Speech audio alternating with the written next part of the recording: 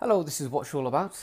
Here we are with another watch review, and in this review we're looking at latest offering from Gerlach, which is the ORP Orzel 85A. Orzel is eagle in Polish, and is also a type of submarine that was used in World War II. ORP stands for the Polish for a warship of the Republic of Poland. So most of Gerlach's watches are related to the Navy, and obviously this watch is exactly the same. So it'll cost you 1,359 Polish zloty, which equals about £245. So it's not a great deal of money, and we'll see if that is a good price for the amount of watch you're getting. So first of all, I thought it would be nice just to show you the wooden box that it comes in. It is nice and solid. It's better than like the usual fake leather boxes you'd get for a watch at this price point. And as you can see, it comes with a nice big thick pillow as well. There we go, and it's ever so slightly magnetized when you shut it, so that's pretty cool. So I thought it was just worth showing you that briefly. So let me just move that out of the way now. So let's talk about some of the specs.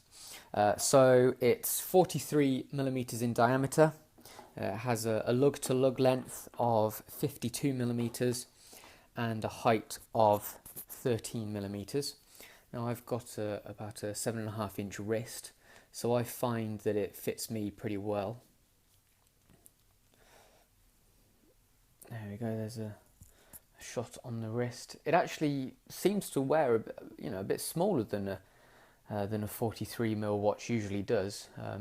So it looks pretty good on. So you don't need to worry too much about it looking humongous when compared to other 42, 43 mil watches. So it's got a sandblasted stainless steel case, which I really like, and it's nice to see something a bit different to the usual brushed or polished case. Sapphire Crystal, and the movement is a Seiko NH35A movement, but we'll go into all these different things in a while. The strap is 22 mil wide for the whole length. So it's the same width for the whole length. So it's a pretty good chunky strap as well. Okay, so let's think about the case then. So obviously it is a sandblasted finish, which I really like. I think it has a nice matte, muted flavour to it. And like I said before, it's nice to have something a little bit different. And with this, I think you're safer against scratches and damage. It's good that it has a drilled through lug, so it's easy to change the strap. You just poke a little tool in there and it will release the spring pin, so that's cool. I think the coin edge bezel is quite a unique design feature as well. I think this is the kind of thing that you either love it or hate it, almost like a bit of a Marmite kind of feel to it.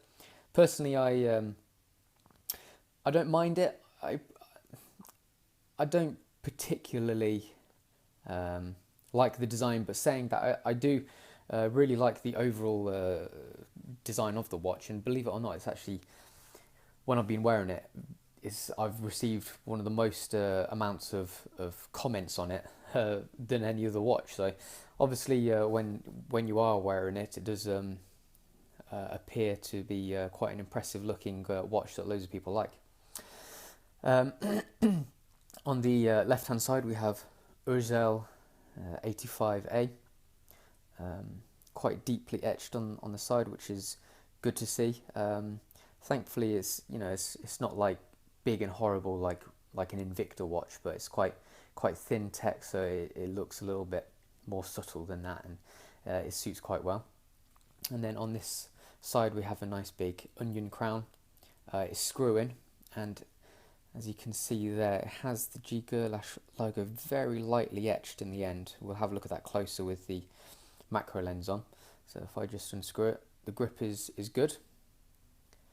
So I'll just unscrew it, and then obviously you can pull it out to change the time, etc. And you can wind it up as well. There we go. So moving on to the case back, we have, there we go, a submarine. Again, this etching is just like the crown. It's a tiny bit on the light side for my liking. I'm wondering if it's because it's a sandblasted finish, you know, that the etching doesn't seem to be as deep as I would expect. But you can still make out everything, and it's quite well refined and neat, and it's a pretty cool design as well. So there we go. So sitting on top is a sapphire crystal. As I mentioned, it's ever so slightly domed. As you can see, we get slight distortion at tight angles. It has a really good layer of anti-reflective coating on the underside. You can see it sometimes like a flashing of blue, but obviously the dial is blue as well, so it just accentuates that really. But it is really impressive for the price. The crystal, I really do like it, and it, you know, there's certain things that really make a watch. Usually it's the crystal and the strap, and on the Gerlach, these two things are particularly good. So in my mind, I think these two aspects really make the watch what it is. So talking about the strap, you might as well move on to that. As you can see, it's very thick, it's very soft as well, really nice quality. The stitching is all very thick as well. You know, you just get the feeling that it's not going to fall apart anytime soon. It's just really really comfortable to wear as well, and like I said before, this is and people, I've actually received comments as well from others that they think that it's the strap that really impresses on this watch. So if I just put it on, as you can see as well, we have a pre-V style tang buckle, which is very cool.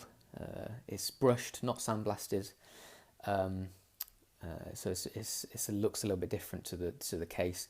We have the Gerlach logo just lightly etched on the side there, which is a nice touch. We have only one keeper loop as well, so you do just have to push that to the end. Usually you'd have two, but I suppose because this is so thick, they assumed you only need one. So there we go. So yeah, really impressive strap, and I really do enjoy wearing it. It's very comfortable on, and it's very high quality, so that's good. Okay, so moving on to the dial then. Let me just wipe the crystal. So moving on to the dial, obviously, you know, one of the couple of the main features is this linear gouache texture or pattern to it, and also the blue sunburst effect, where it's lighter on the inside and darker on the outside, which again quite a lot of people seem to really enjoy and have commented on. Then we have the red crosshairs, and you know, it is a fairly simple design really. Apart from that, we have the logo and then 85A in the bottom, our hour markers, and then this nice deep rehaut as well, which joins the top of the bezel to the dial, so it's all joined together as one, which is always nice to see. I do like a good rehaut, so that's good.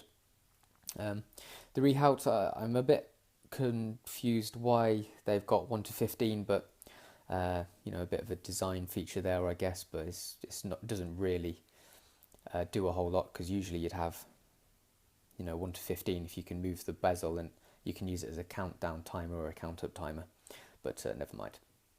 So the hands, I think, are actually a little bit inspired by submarines as well. As you can see from the shape, they look sort of submarine or torpedo shape, which, you know, keeps it all together nicely. And then the second hand is quite simple, with like a triangle counter weight. But everything, as you can see there, everything is polished finish, so it does give you a nice reflection when you hit the light right. And everything's just really well made. You can't really fault it really. Everything's applied perfectly, and everything's machined really well as well. All the printing is crisp and clear as well. So I mean, Gerlach have been going only for about 3 years, but they become quite well renowned for making decent solid watches for you know, around 200 to 300 pounds. So the Orzel, it really isn't any different in that regard. So just briefly talk about the movement. It's a Seiko NH35A, which is sort of an upgrade from Seiko's normal workhorse movements. So it basically is a normal Seiko workhorse movement, but with the added features of having a hacking second hand and the ability to hand wind it. So can't really complain with that. It's got everything you need. It is low beat, so it's runs at 21.6 thousand ticks an hour, or 6 ticks a second. Has 24 joules as well if you're interested, and a power reserve of 41 hours. So it's quite a solid, dependable automatic movement. The rotor winds both ways as well, rather than the usual one way for some of the Seiko workhorse movements. So when you're wearing it, it does wind a lot quicker than you know, if the rotor was only winding the movement one way. So that's good. Accuracy wise, it's well renowned as being an excellent excellent movement straight out the factory really, and the movement here isn't really any different. It's proved to be extremely accurate straight out the box, so that's always good to know as well. Okay, so I think we've covered everything so far, so let me get the macro lens on and we'll have a look at it in closer detail.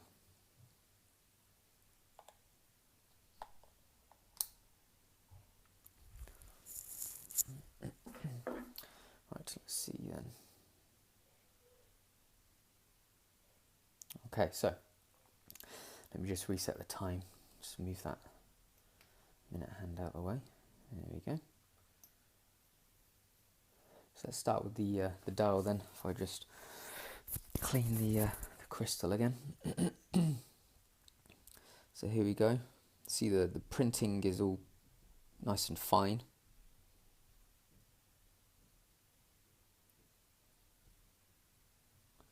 Can have a look at some of these hour markers as well, which again are small but very nicely made. There's one, and you can see the linear pattern as well. Again, very neat and tidy considering the price. There's crosshairs printed. It's all straight. So you know, quite an impressively refined dial for the price. Look at the hands. There we go. Absolutely flawless as well. I didn't mention the Loom actually. The Loom is really good. You know, on watches around this price, you don't usually see particularly good Loom, but on the on this Orzel, as soon as you come in from just being in the daylight, it's glowing really brightly. So I was pleasantly surprised really by the quality of the Loom. There's a printing on the rehaut as well. You can see there. Is that everything covered? I think it is. There we go. So looking at the case now. Here's like the coined edge to the bezel. Again, it's very very neat and tidy. Looking at the side of the case, you can see the sandblasted finish is uniform. And then we have this pretty deep engraving as well of Orzel 85A. I'm not sure what 85A stands for. And then here's the lugs. There's a nice little drilled hole, nice and round. There's the top as well, so you can see the finishing and machining of the case is all, you know, pretty surprisingly neat and tidy. Here's the crown. As you can see, there's the Gerlach logo, tiny and very lightly inscribed, so you know, to the naked eye you can't really see it there actually, to be honest. Just unscrew the crown.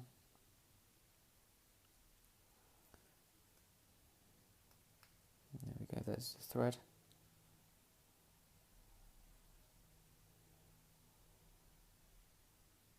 Okay.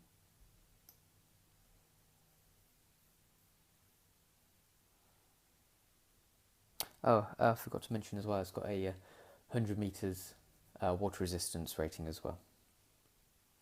So here's the case back. It's a screw and case back, so there's the little indents dotted around.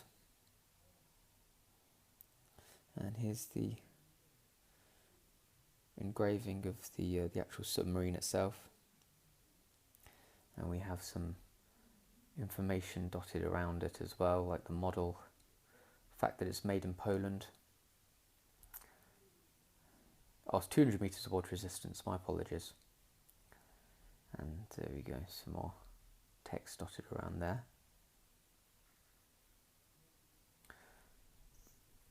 Okay, so now let's have a look at the strap.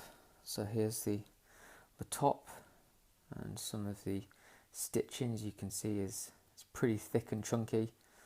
You can just tell by looking at the strap as well how soft it is. Here's the sealed side as well.